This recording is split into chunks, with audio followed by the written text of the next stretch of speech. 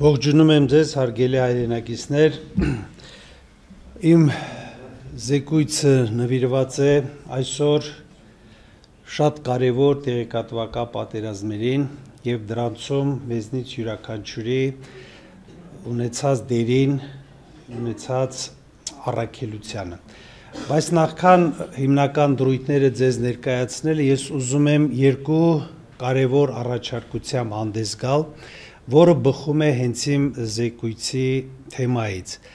Առաջինը, ես առաջարկում եմ հավաքել բոլոր զեկույցները և պատրաստել համաժողովի նյութերի ժողովածու, կուզեք էլեկտրոնային ձևով, եթե հնարավորություն կլինի նաև թղթային, որովհետև այստեղ 30-40 մարդ է լսում, բայց այնպիսի կարևոր հարցեր են շոշափվել, որ անհրաժեշտ է դա ավելի լայն հանրությանը իրազեկել, տեղեկացնել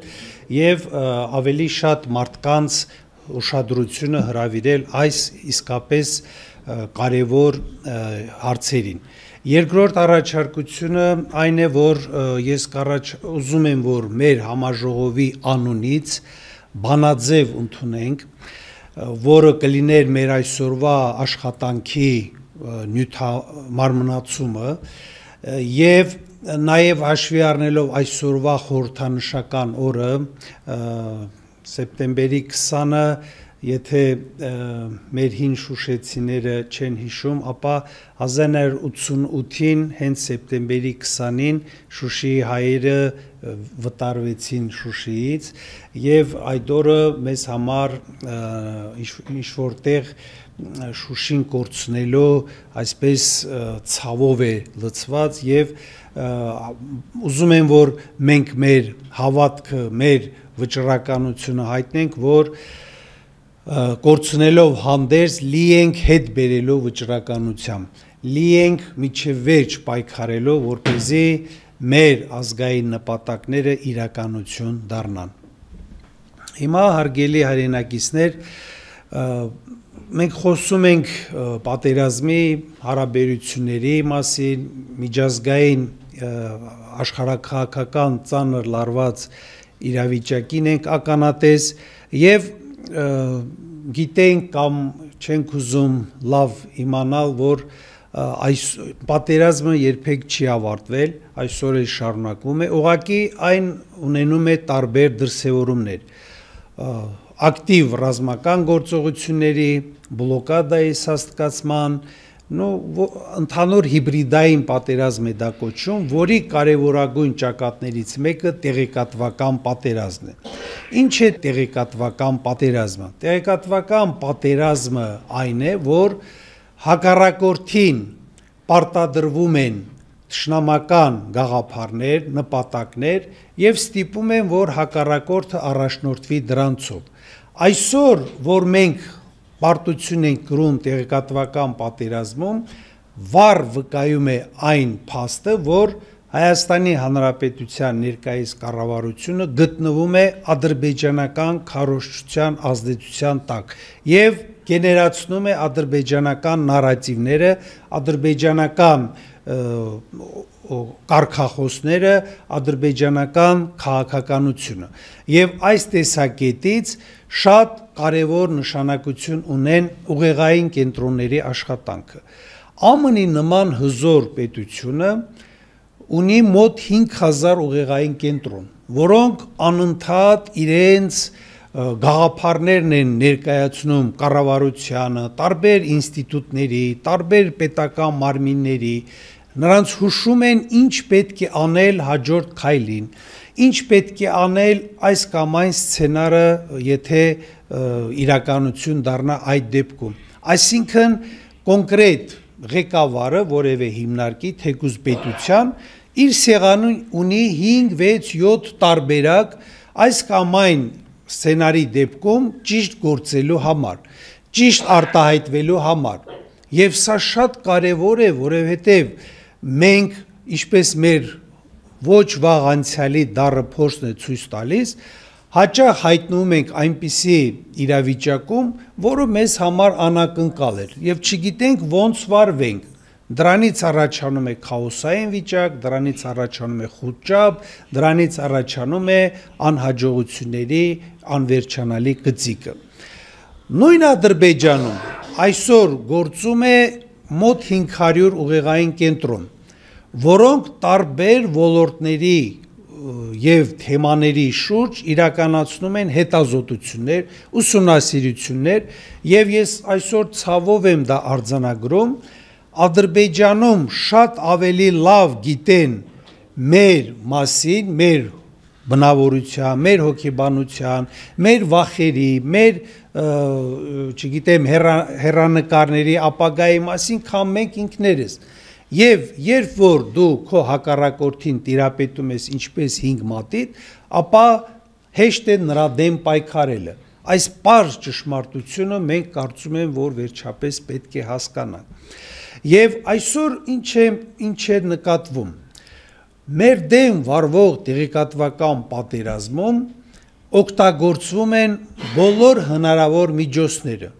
Ամբողջ հայկական մեդիա դաշտը չնչին բացառություններով այսօր լծված է ադրբեջանական քարոզչությունը գեներացնելով, տարածելով։ Եվ մենք այսօր ավելի շատ թշնամու նարատիվներն ենք լսում, քան մեր լուրջ հետազոտական կենտրոնների լրջամիտ խոսքը, վերլուծությունների արդյունքները եւ այլն։ Եվ ես ուրախ եմ, որ այսօր այս հնարավորությունը ընձեռվեց, որ մենք լսեինք ծանրակշիռ խոսքեր, լուրջ իրավական հիմնավորումներով փաստարկներ, որոնք իսկապես անհրաժեշտ է, որ տարածվեն մեր հանրության շրջանում եւ լսելի լինեն նաեւ այլ լսարաններով եւ այլ շրջանակներում։ Սա շատ կարեւոր է։ Մեր սոցիալական ցանցերը ողողված են թշնամու քարոզչական նյութերով։ Ուղղակի մարդկանց էմոցիաների, զգացումների, ապրումների վրա խաղալու հրաշալի մեթոդ են կիրառում եւ մեր հայրենակիցները իմանալով կամ չիմանալով լայնորեն տարածում են թշնամու փոքրիկ ռիլսները, վիդեոները մեր օկուպացված հայրենիքի այս կամ այն մասից։ Մարդկայնորեն հասկանալի է, մենք ինչ որտեղ փորձում ենք մեր կարոտը առնել, փորձում ենք մեր վերաբերմունքը ցույց տալ, բայց խորքային թշնամու հատուկ ծառայությունների կողմից ստեղծված այդ փոքրիկ վիդեոները ունեն հստակ թիրախային նպատակներ։ Այսինքն, օրինակ, ցույց է տրվում, որ այսինչ բնակավայրը բուռն կերպով բնակեցվում է, շինարարություն է իրականացվում, չգիտեմ, հոգատարություն է, այդ բռնապետ Ալիևը ամեն օր համարյա Արցախում է եւ այլն, այսինքն դա հոգեբանորեն ճնշում է մեզ, մեր ենթագիտակցության մեջ շերտեր է ձևավորվում թերարժեքության, հաճախ ենք մենք հանդիպում, որ այ մեր հայ իշխանավորները այդպես չէին անում, բայց տեսեք թուրքերը ոնց են, մի խոսքով, այսպիսի փոթորիկ առաջացնող պատմությունները մենք կիսելով նպաստում ենք թշնամու քարոզչության իրականացմանը։ Այլ Ադրբեջանին պետք չէ փող ծախսել այդ ականները, ինֆորմացիոն ականները մեր հասարակության մեջ տեղադրելու համար։ Այնա մենք կամավոր լծված դա անում ենք։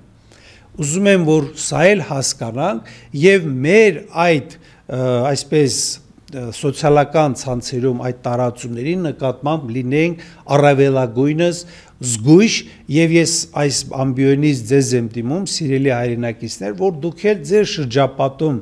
մարդկանց բացատրեք, որ այս ձևով մենք հայրենասիրություն չենք ցուցաբերում եւ հայրենասիրություն չենք անում, այլ ընդհակառակը։ Իհարկե շատ բան կա ասելու, եզրափակեմ, այսօր սիրելի հայրենակիցներ, իսկապես լուրջ մարտահրավերների առաջ են կանգնած։ Ոմանք մտածում են, որ այ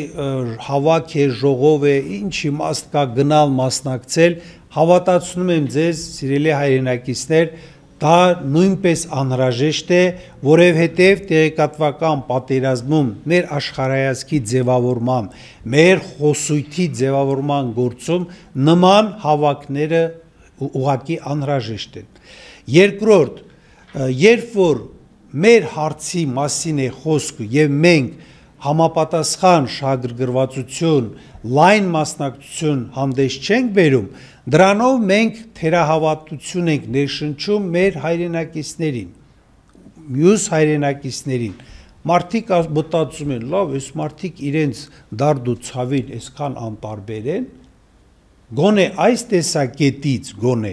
մենք պարտավոր ենք այն նման միջոցառումների մասնակցել եւ կարծում եմ այսօր շատերդ ահագին ինֆորմացիա ստացաք, որը ձեզ անհրաժեշտ է օդը ջրի պես։ Նաև ձեզ հուզող բազմաթիվ հարցերի պատասխանները դուք այդտեղ գտաք։ Եվ այս համատեքստում ես շատ կարևորում եմ պարոն Արմենակ Աբրահամյանի եւ նրա թիմի սկսած գործը,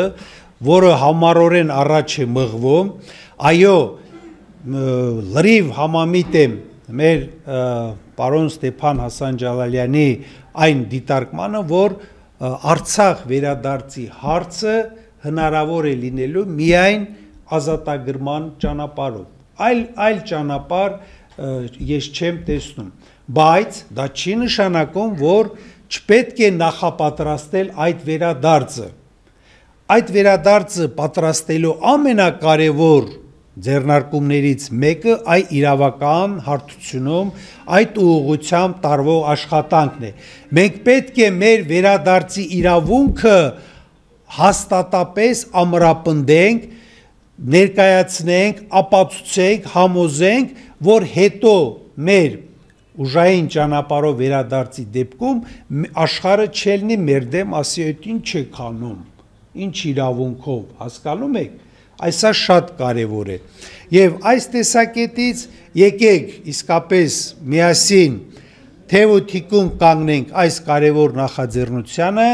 առաջ մղենք եւ եթե այսօր 100 է, թող 1 տարի հետո լինի 100,000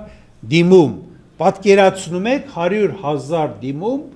եւ ինչ ռեզոնանս է դա անելու։ Հիմա մի պահ էսել ասեմ, մի պահ ձեզ պատկերացրեք այդ դատարանի դատավոր, ասում 150,000 հայա փախստական դարձել, էս ինչու է 100 հոգի դիմել։ Հարցա չեմ, եթե չարտահայտվի էլ կմտածի։ Ուրեմն ինչ, սա նաև նամուսի հարց է, սա նաև պատվի հարց է։ Հետո սիրելի հայրենակիցներ, որպես պատմաբան ձեզ մի բան էլ ասեմ։ Արևմտյան Հայաստանում մեր տուժած հայրենակիցների այն եզակի ներկայացուցիչները, ովքեր պահպանել են որևէ փաստաթուղթ իրենց սեփականության իրավունքի վերաբերյալ, 100 տարի անց ԱՄՆ դատարաններում հասել է նրան, որ թուրքական կառավարությունը դրա համար պատասխան է տվել, փոխհատուցում է տվել եւ ստիպված է եղել ճանաչել նրա սեփականության իրավունքը Արևմտյան Հայաստանի այս կամ այն տարածքում իր ունեցած գույքի նկատմամբ։ Հետևաբար, եթե մենք 5 տարի հետո, 10 տարի հետո էլ անգամ չհասնենք ինչ որ բանի, թեև ես համոզված եմ, որ կհասնենք։ Համոզված եղեք, որ այն իրավական փաթեթը, որը ձեր անունով ստեղծվել է եվրոպական դատարանում, մի օր աշխատելու է, մի օր, թեկուզ միջազգային իրադրության փոփոխման ֆոնին, այն իր կրակոցը, իր թիրախը խոցելու է։ Շնորհակալություն ուշադրության համար։